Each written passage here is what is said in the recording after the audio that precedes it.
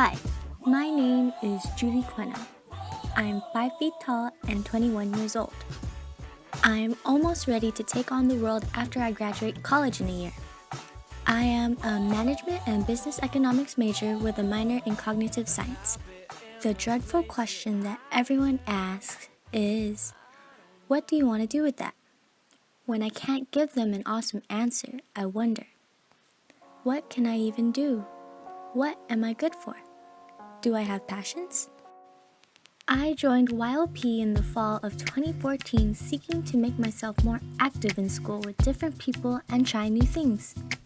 I'm not a big outdoorsy person, but of course I'll enjoy a day in the sun, relaxing in the river, and hiking up to revel in a good view.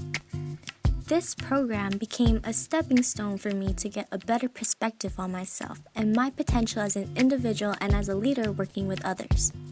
This was an opportunity for me to do something different with my life. I have always been the shy, quiet type.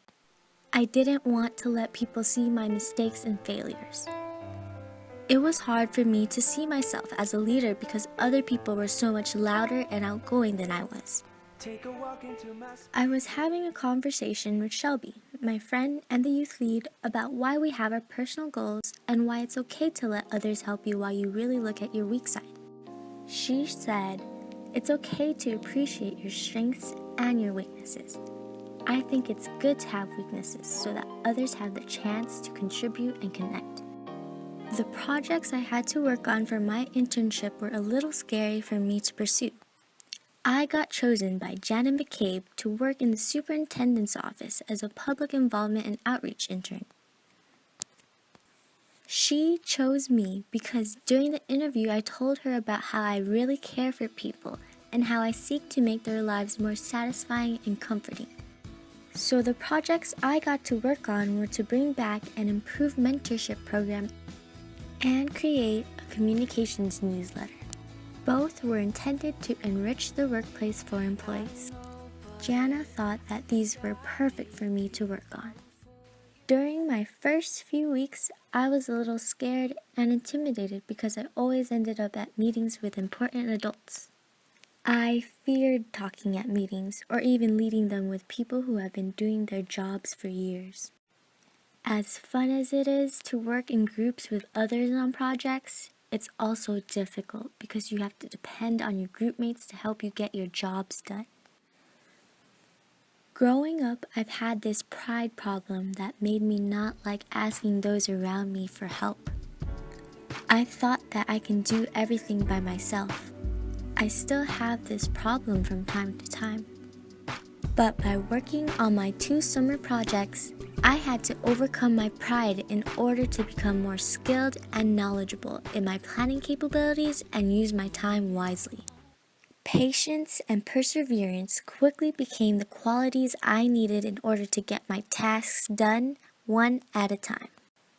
It got overwhelming to look at my calendar of meetings and deadlines and organize all these thoughts all over my papers. I'm a little person trying to do big things in the world. Jana told me one time that with being a small, quiet woman, you get overlooked sometimes. It's happened to me too, but you're growing more confident when you speak, and that's great because you have to realize you have great value in your words when you do use them. After that, I realized that there is value in my voice. I just needed to trust it myself and believe what people saw in me. It's crazy to think that someone like me is living in one of the most beautiful places on earth. This place seemed way too good for me. But throughout the summer, I learned that it was actually too good to me.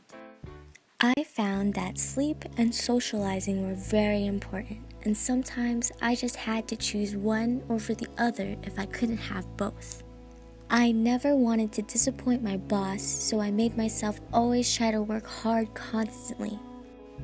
But I did need to always make myself walk outside and remember why I chose to work in Yosemite.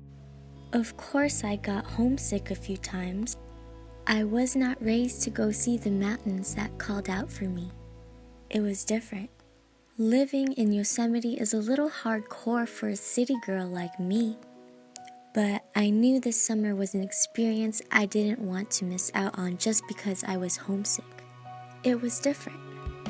I usually don't get along with living with girls, especially when there are 8 other ones besides yourself that you have to let cook first in the kitchen or use the bathroom first. It was different. This was the first time I started working not only for money, but for something so much bigger than myself. It was different. Usually, a week's tops is my limit to not having the best internet connection or cell reception. But I did it for 12 weeks.